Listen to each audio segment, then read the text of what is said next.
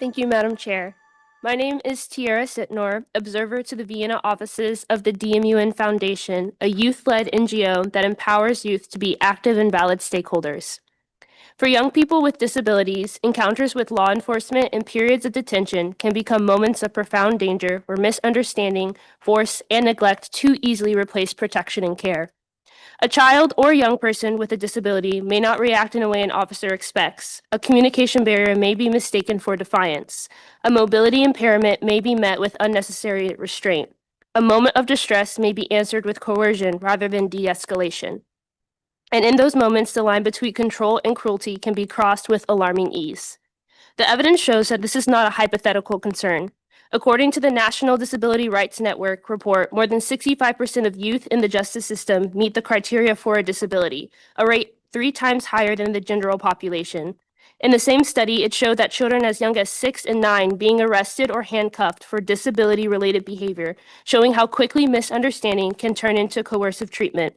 Among young people with psychosocial disabilities, encounters with the police can escalate rapidly into harm.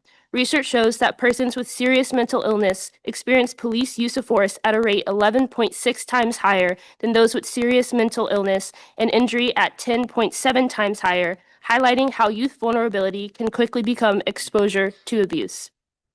In 2025 alone, the United Nations verified 38,000 violations against 24,000 children in armed conflict, including 1,600 children detained. At the same time, UNICEF estimates that nearly 240 million children worldwide live with disabilities, and more than half of them are in conflict areas, meaning a very large population of children are exposed to risks that can quickly escalate into torture and ill treatment.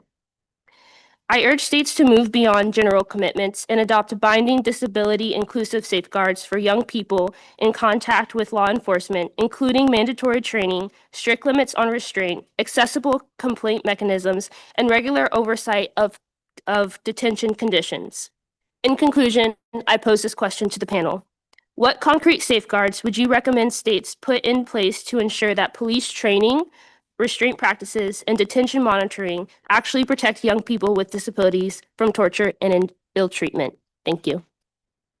Thank you. And